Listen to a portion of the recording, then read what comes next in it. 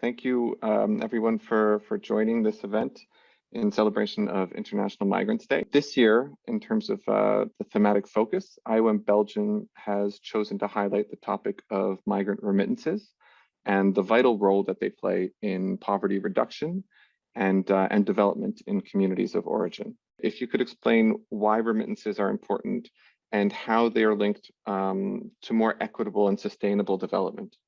So for 1111 or 1112, as you wish, I think traditionally we've been focused very much and following up very much on the ODA, so the foreign aid budgets.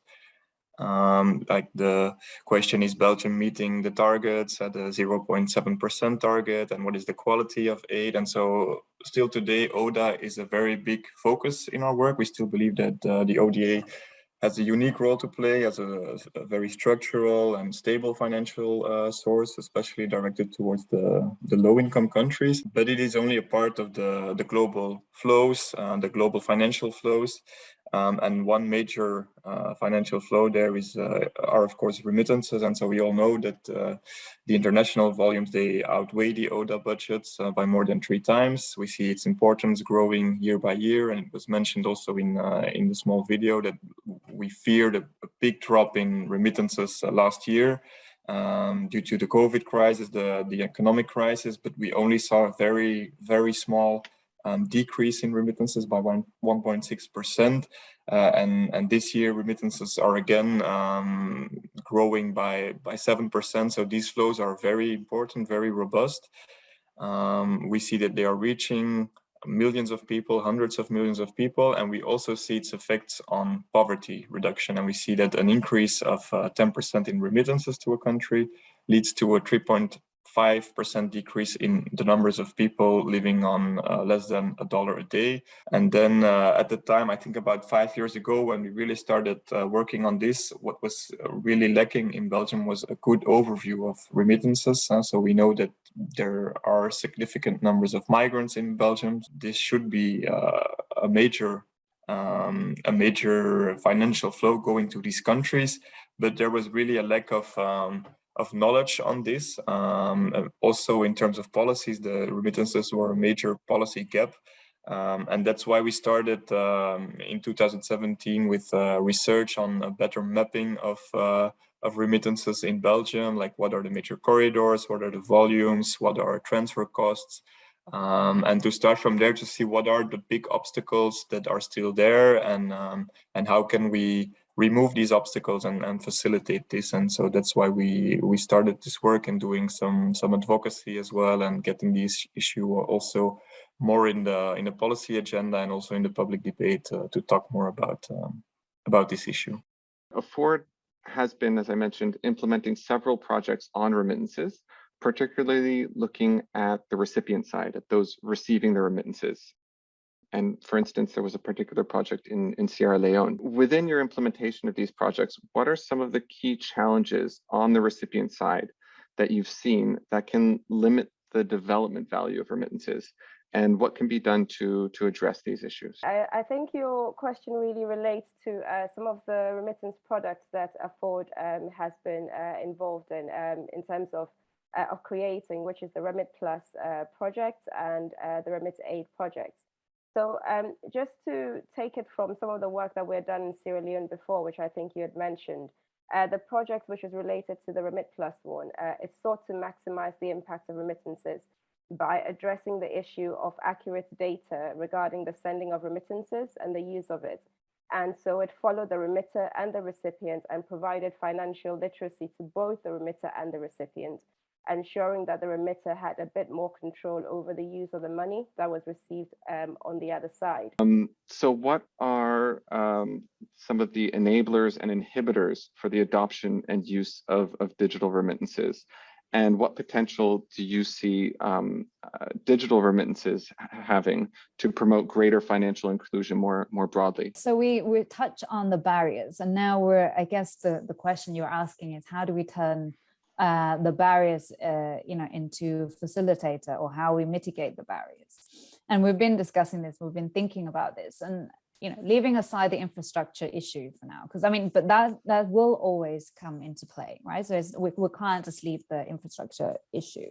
But despite having the supply, the availability of technology, the uptake is what we're talking about. We have been discussing this, and in our intervention, we looked at the social aspect.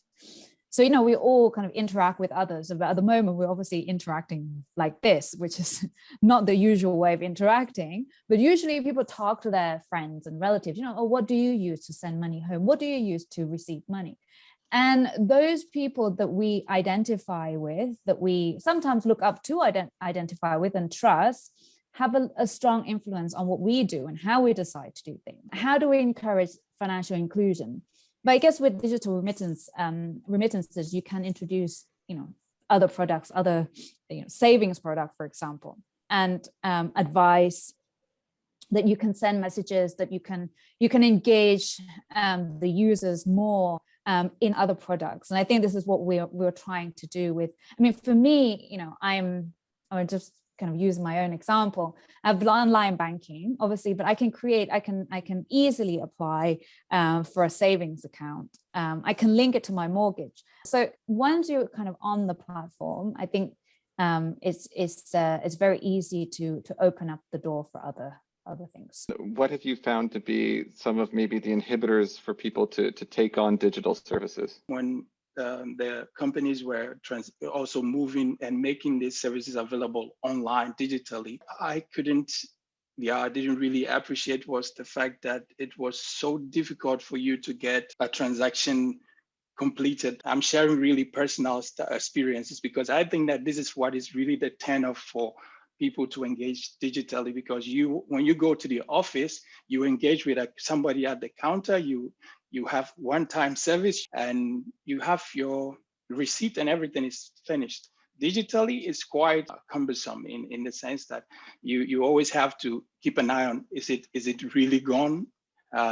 Did I make a mistake somewhere that I have to go and correct later on? But I think the last years, or at least since COVID, I think the digital services that have been provided are quite good, to the point where we see that even the applications, the apps we have on our phones are quite good.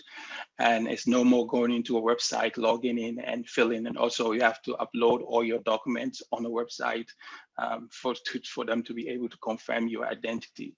And so I think that the ease of being able to use these platforms is what makes it's difficult for most people to really spend time trying to even get to know it. So thank you for that. Switching now from the user experience perspective to the policy perspective. For remittances to really deliver their full potential, countries need to have the right infrastructure in place, as Donna mentioned, the right market conditions, regulations, etc., at the regional and the international levels. So specifically looking at the Belgian context, if we were to develop a new project focused on remittances, but what do you think is the key issue, or some of the key issues that we should be focusing on and trying to solve? We will need a sort of coordinated approach across different policy areas and with a lot of different stakeholders at different levels. And then you can talk about the finance, central bank, private sector, civil society, and of course also diaspora organizations. We are a lot looking at the north-south remittances, and as I already explained, the corridors do not exactly match, for example, with our partner countries in development cooperation. You have, of course, Morocco, you have DRC, you have Senegal, but then a lot of the other corridors with Belgian remittances are to countries, middle-income countries that are not, where we are not present in the field. And so I think it's also important to look at regional remittances in West Africa, for example. And there is also the internal remittances from rural to urban and urban to rural, especially.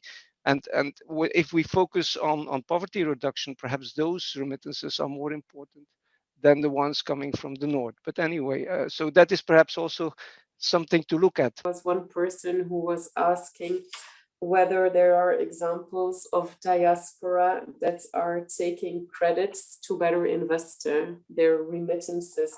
I know, Stella, you have already also answered through the chat, but maybe you want to give a quick reaction to this one. Yes, I think the response really was, if I understood the question correctly, I think it was about if the diaspora are able to access any sort of finance to be able to invest in a sense in countries of origin.